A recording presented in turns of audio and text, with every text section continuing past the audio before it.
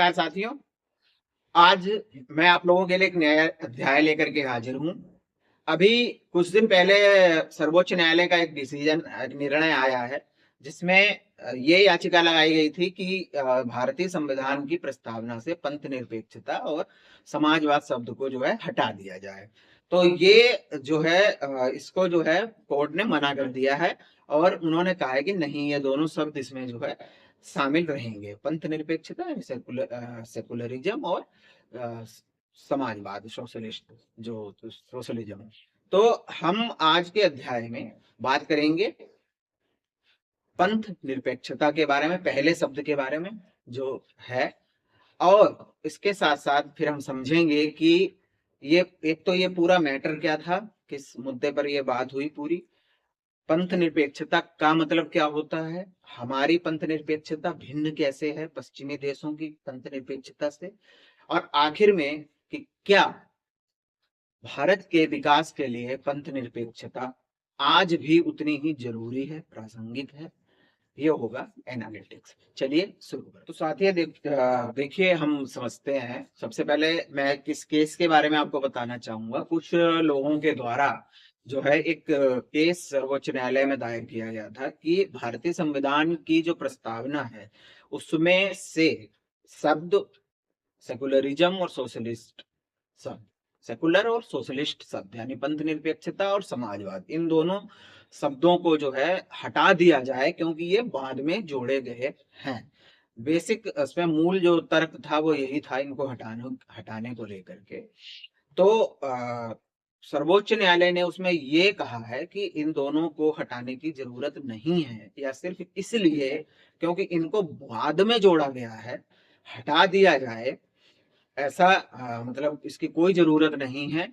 और कई ऐसे आर्टिकल संविधान में, कई जगह हमारा संविधान इस चीज की बात करता है कि हम पंथ निरपेक्ष रहेंगे, समाजवाद होना चाहिए, हम उसको ला रहे हैं।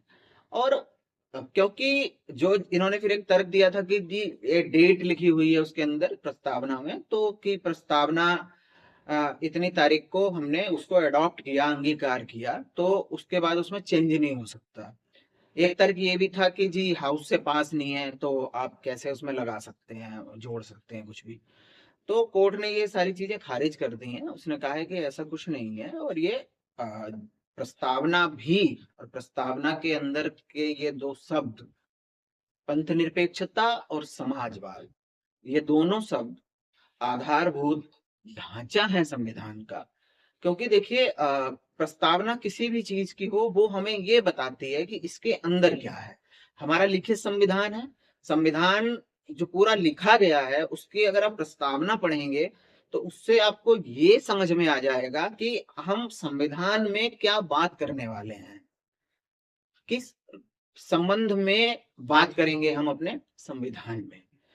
तो उसको भी जो है सर्वोच्च न्यायालय ने मूल ढांचे में ही उसको रखा है और उसको मना कर दिया है कि इसकी कोई जरूरत नहीं है। तो सारे देश की निगाहें इस फैसले पर थी, क्योंकि अगर सरकार यहाँ पर सर्वोच्च न्यायालय का ये निर्णय आ जाता कि इन दोनों को हटा दिया जाए, तो फिर बहुत बड़ा फर्क पड़ जाता, क्योंकि इस प्रस्तावना से ये दोनों चीजें हट जाती तो राजनीतिक रूप से भी काफी चीजें होती और काफी फर्क पड़ता। ये नहीं हटाया गया है। इन्हीं दो शब्दों में से एक शब्द पंथ निरपेक्षता के बारे में, जैसा मैंने अभी बताया था, हम बात करने वाले हैं। तो हम जो सेकुलरिज्म है इसके बारे में बात करते हैं। देखिए, सेकुलरिज्म का अगर हम कहें, एक तो मैं आपको बताऊं तो धर्म निरपेक्ष शब्द जो है कायदे में ये इस्तेमाल नहीं होना चाहिए सेकुलरिज्म के लिए। धर्म की परिभाषा, धर्म का मतलब कुछ और होता है। ये पंथ हैं जिनको हम और आप मानते हैं। कोई हिंदू है, कोई बौद्ध है, कोई ईसाई है, कोई मुस्लिम है, कोई जैन है, पारसी है, कुछ भी, ये पंथ हैं। तो यहाँ पर पंथ निरपेक्षता या पंथ निरपेक्ष शब्द जो है, अगर हम उसका प्रयोग करें तो ये ज्यादा उचित होगा। पंथ निरपेक्षता का सीधा सा अगर एक मतलब जो है वो ये है कि हम किसी भी पंथ को मतलब न तो हम उसको छोड़ रहे हैं, ना हम उसके फेवर में बात कर रहे हैं। जितने भी हमारे यहाँ पंथ हैं, जितने भी मजहब हैं, हम उन सबको साथ लेकर के चलेंगे और सबको एक समान दृष्टि से देखा जाएगा। ठीक है, जैसे होता है ना, बहुत सारी अरेबियन कंट्री है तो उन्होंने अपने आप को घोषित कर रखा है कि हम मुस्लिम कंट्री हैं, इस्लामिक कंट्री है, तो वहाँ इस्लामिक लॉ चलता है। नेपाल में जब राजशाही थी तो नेपाल एक हिंदू राष्ट्र था, हालांकि अब वो धर्मनिरपेक्ष राष्ट्र हो गया है, वो भी पंथ निरपेक्ष राष्ट्र हो गया। तो इस तरीके से ऐसा कुछ नहीं है, सभी धर्मों को समान अवसर, सभी धर्मों के लोगों का समान आदर, सभी धर्मों के लोगों को समान अवसर उपलब्ध करवाना, ये उसका मतलब है पंथ निरपेक्षता का। जैसे कि एक गुट निरपेक्ष आंदोलन था जब शीत युद्ध के समय पर, तो भारत ने गुट निरपेक्ष आंदोलन का जो है नेतृत्व किया था कि हम किसी दोनों में से किसी भी गुट में शामिल नहीं है, ना तो हम इधर वाले गुट में हैं ना इधर वाले गुट में हैं, हम सीधे जो है अलग रहेंगे, हम दोनों में से किसी में शामिल नहीं है, जिसकी जहां जैसी जरूरत पड़ेगी, जिससे जो काम होगा हम उस हिसाब से ले लेंगे, गुटबाजी नहीं होगी। वही मतलब पंथ निरपेक्षता का है कि हम किसी भी धर्म को, यानी राज्य के द्वारा किसी भी धर्म को अगर प्रमोट नहीं किया जाएगा तो किसी भी धर्म को नहीं किया जाएगा, किसी भी धर्म को डाउन नहीं किया जाएगा, मतलब राज्य का कोई अपना धर्म नहीं होगा, सभी धर्मों को समान रूप से देखा जाएगा, राज्य की नजर में सभी समान है, आप किसी भी धर्म पंथ मजहब को मानते हो। तो ये मतलब है यहाँ पर पंथ निरपेक्षता का। अब हमारे यहाँ की जो परिभाषा है, ये मैंने आपको बताया अपने यहाँ का, यानी कि भारत की जो धर्मनिरपेक्षता है या पंथ निरपेक्षता है, वो ये कहती है।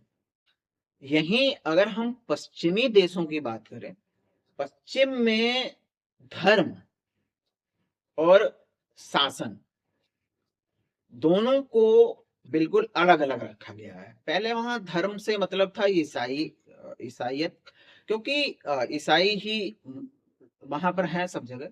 तो ये था कि चर्च को सरकार से अलग रखा जाए, यानी चर्च का काम अलग है, सरकार का काम अलग है, और सरकार तब तक चर्च के मामलों में या धर्म के मामलों में इंटरफेयर नहीं करेगी, बीच में नहीं बोलेगी, जब तक कि ऐसा मतलब धर्म की जो अपनी सीमा है, चर्च की जो अपनी सीमा है, उस सीमा को पार करके वो सरकार की सीमा में नहीं आ जाता है।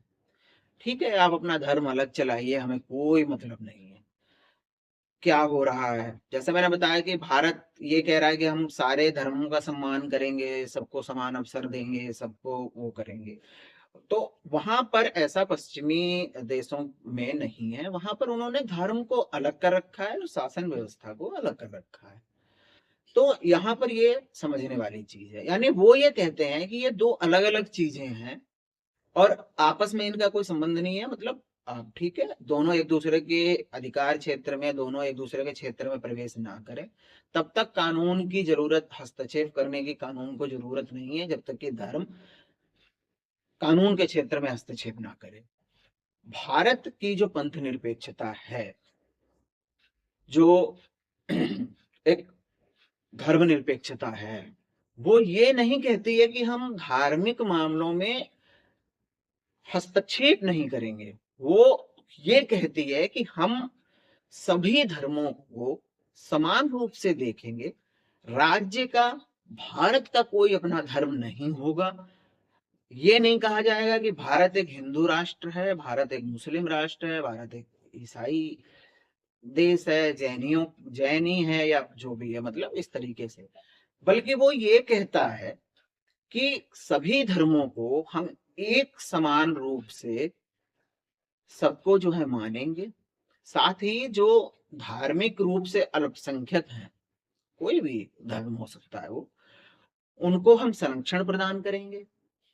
पिछले अध्याय में जब हमने माइनॉरिटी की बात की थी तो मैंने आप लोगों को इसके बारे में बताया था कि सरकार ये कहती है, संविधान ये कहता है हमारा कि हम जो माइनॉरिटी हैं धार्मिक रूप से उनको हम संरक्षण प्रदान करेंगे, वो अपनी संस्कृति को बचाएं, अपने इंस्टीट्यूट खोलें। तो ऐसा सभी धर्मों के साथ है। सरकार किसी के साथ भेदभाव नहीं करती है। जो भी धर्म है उन्होंने अपनी धार्मिक संस्था खोल रखी है, इंस्टीट्यूट खोल रखा है, या अपनी संस्कृति का प्रचार प्रसार कर रहे हैं, अपनी पूजा, अपनी जो पूजा विधि है, जो प्रक्रिया है, जो भी है।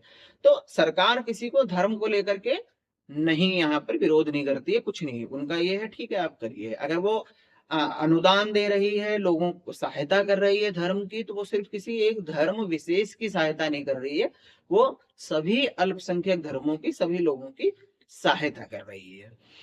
तो ये बात यहाँ पर जो है इसको अलग बनाती है पश्चिमी देशों की धर्मनिरपेक्षता से भारत की धर्मनिरपेक्षता को। एक और बात जो हमारी धर्मनिरपेक्षता को पश्चिमी देशों की धर्मनिरपेक्षता से अलग बनाती है, जैसा मैंने कहा कि वहां इंटरफेयर ही नहीं है। हमारी सरकार ये नहीं कहती है कि हम इंटरफेयर नहीं करेंगे, वो कहते हैं हम सबको समान देखेंगे, समान रूप से वो करेंगे। लेकिन अगर किसी धर्म में कुछ अतार्किक चीजें हैं, अप्रासंगिक चीजें हैं, आज के समय में कुछ ऐसी चीजें हैं जिनकी आज के समय में जरूरत नहीं है, और वो चीजें अगर चलती हुई आ रही हैं, कुछ कुप्रथाएं हैं, तो उनको खत्म भी करेगी, रिफॉर्म्स भी सरकार लाएगी। यानी कि जो राज्य है वो आपका जुड़ा हुआ है धर्म के साथ, काम करेगा धर्म के साथ। ऐसा नहीं है कि बिल्कुल अलग अलग है, कि जी दो बिल्कुल अलग अलग चीजें हैं। तो भारत में ये चीज है, ये मतलब है धर्मनिरपेक्षता का, और ये इस प्रकार से अलग है पश्चिमी देशों की धर्मनिरपेक्षता। तो साथियों, अभी हमने ये समझा कि पंथ निरपेक्षता क्या है, और भारत की पंथ निरपेक्षता जो है वो पश्चिमी देशों की पंथ निरपेक्षता से कैसे भिन्न है। अब मैं, जैसे मैंने कहा कि भारत का संविधान जो है बात करता है पंथ निरपेक्षता के बारे में, कई आर्टिकल जो है वो बात करते हैं। तो देखिए आर्टिकल 14, 15, 16 जो हमारे मौलिक अधिकारों से संबंधित आर्टिकल है, उसके बाद 25, 26, 27, 28, 29, 30 जो आर्टिकल हैं, ये बात करते हैं समानता की, इक्वलिटी की, कि आप संविधान के समक्ष, यानी कि जो है संविधान के, कानून के समक्ष जो है सभी लोग एक समान हैं, सबको एक समान अवसर दिए जाएंगे। जाति, धर्म, महिला या पुरुष होने की वजह से, आप कहीं भी कहाँ पैदा हुए हैं देश में, इससे या इन सब चीजों से कोई फर्क ना पड़ते हुए आपको समान अवसर प्रदान किए जाएंगे, आपको समान अधिकार प्रदान किए जाएंगे, समान मौके प्रदान किए जाएंगे। और अगर आप अपने धर्म को आगे बढ़ाना चाहते हैं, उसके लिए कुछ करना चाहते हैं, तो आप वो भी कर सकते हैं। वो सबको समान अवसर हमारा संविधान जो है प्रदान करता है। उसके साथ साथ 51A जो आधारभूत मतलब मौलिक जो कर्तव्य हैं हमारे, वहां भी संविधान हमसे यही अपेक्षा करता है, नागरिकों से, अपने देश के सबसे, कि आप लोगों का ये कर्तव्य होना चाहिए अनेकता में एकता, कि आप लोग सब मिलजुल कर रहेंगे, एक दूसरे के मतलब जो है साथ रहेंगे, कोई धार्मिक रूप से भेदभाव नहीं करेगा। आप लोग भी, मतलब संविधान ने तो व्यवस्था कर दी, लेकिन वो हमसे भी ये उम्मीद करता है कि आप लोग नहीं मानेंगे, धार्मिक रूप से जो है भेदभाव नहीं करेंगे, भेदभाव नहीं मानेंगे, पंथ के आधार पर, मजहब के आधार पर, अनेकता में भी एकता, यानी अनेक प्रकार के होकर के भी हम लोग एक होकर के रहेंगे। सभी लोग देश के बारे में सोचें, देश की एकता, अखंडता के बारे में सोचें, इन सब चीजों के बारे में बात करें। तो ये भी जो है हमारा संविधान जो है कहता है। अच्छा, दूसरी चीज जो मैं आपको बता रहा था कि एक चीज और थी, कि जैसे जब हम ये कहते हैं कि संविधान के समक्ष सब समान हैं, तो जैसा मैंने पहले बताया था कि अल्पसंख्यकों के लिए भी अब आप कहोगे कि सर जब सब समान है तो अल्पसंख्यकों को अलग से क्यों जो है उनको दिया जाता है? तो माइनॉरिटी वाला भी वीडियो जो है आप लोग देखिए, उससे आपको समझ में आएगा कि मैं अ, अल्पसंख्यकों के लिए जो सरकार ने उनको धार्मिक और भाषाई आधार पर जो वो दे रखी हैं, सुविधाएं देती है या जो भी उनको संरक्षण प्राप्त है, वो कैसे प्राप्त है, वहां से आपको ये चीज समझ में आ जाएगी कि हम अल्पसंख्यकों को धार्मिक आधार पर हम उनको संरक्षित भी कर रहे हैं, साथ ही क्योंकि ये भी पंथ निरपेक्षता के ही रूप को दर्शाता है कि हम जो अल्पसंख्यक हैं, जो संख्या में थोड़े हैं, जो कम हैं, वो अपने आप को असुरक्षित महसूस ना करें, उनको ये ना लगे कि उनका देश में कोई वजूद नहीं है, उनको हम कमतर आंक रहे हैं, या जो ज्यादा लोग हैं, जो बहुसंख्यक हैं संख्या में, उनसे उनको कोई खतरा तो नहीं है। तो इस तरीके की चीजें नहीं है। और वहां पर जो है संविधान ये व्यवस्था करता है कि ठीक है भाई, आप अल्पसंख्यक हैं, थोड़े लोग हैं, आप अपनी संस्कृति को बचाइए, संरक्षित करिए, अपनी चीजों को, अपने धार्मिक रीति रिवाजों को जो है प्रिवेंट करिए, कोई दिक्कत नहीं है।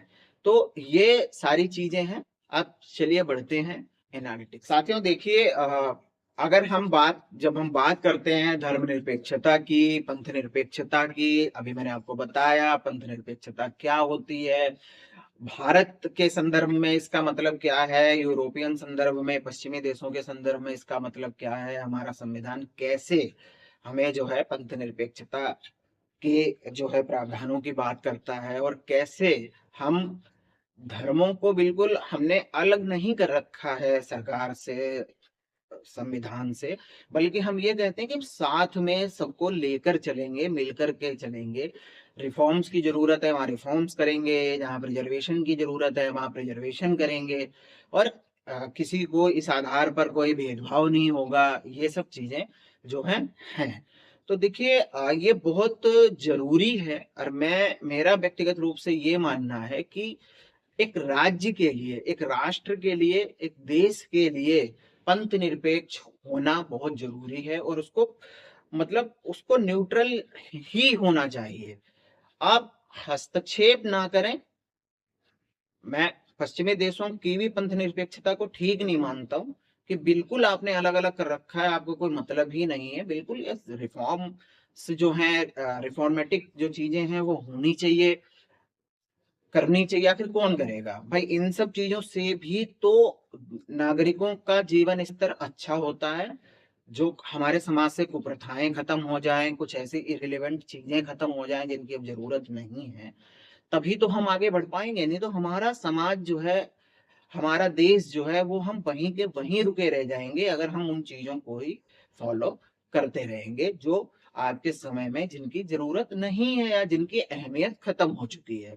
और किसी भी राष्ट्र के लिए, किसी भी देश के लिए ये जरूरी होता है कि वो धर्मनिरपेक्ष ही हो, क्योंकि उस देश में रहने वाला हर व्यक्ति, हर नागरिक, हर व्यक्ति आप के देश को उतना ही जो है उसको प्यार करता है, उतना ही उसकी अखंडता से, उसकी जो है देशभक्ति उसके अंदर होती है, उतनी ही अखंडता से उसे प्यार होता है। अपनी मातृभूमि को हर व्यक्ति उतना ही प्यार करता है, वो चाहे किसी भी धर्म का हो, किसी भी जाति विशेष का हो। आप ये नहीं कह सकते कि जी हिंदू है तो इनको प्यार है, मुसलमानों को नहीं है। जैसे हमारे देश में बार बार देश खतरे में पड़ता रहता है, तो ये गलत चीजें हैं, मैं इनको गलत मानता हूं। ऐसा कुछ नहीं है, चाहे कोई भी किसी भी धर्म मजहब का व्यक्ति हो, राष्ट्र प्रेम, राष्ट्र भक्ति सबसे ऊपर होती है, और सब लोग जो है उसको मानते भी हैं, अपनाते हैं। दूसरी चीज ये कि अगर ऐसा नहीं होगा,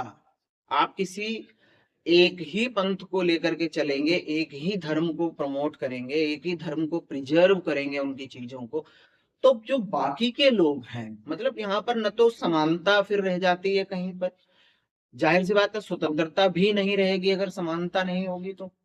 और उसके अलावा जो है, आप जो एक समूचे देश का, राष्ट्र के विकास की हम बात करते हैं, वो संभव नहीं है, क्योंकि किसी को तो आप बढ़ावा दे रहे हैं, किसी को आप पीछे छोड़ रहे हैं, किसी को आप, क्योंकि भाई जब ध्यान राज्य राज्य अगर ध्यान नहीं देगा तो कौन ध्यान देगा? ये राज्य की जिम्मेदारी बनती है कि वो अपने राज्य के नागरिकों का जीवन स्तर ऊंचा उठाए। तो मैं ये मानता हूं कि धर्मनिरपेक्षता या पंथ निरपेक्षता बहुत बड़ी और बहुत महत्वपूर्ण चीज है किसी भी देश के लिए, राज्य के लिए। उम्मीद करता हूं आपको वीडियो अच्छी लगी होगी, समझ आया होगा सेकुलरिज्म का कॉन्सेप्ट।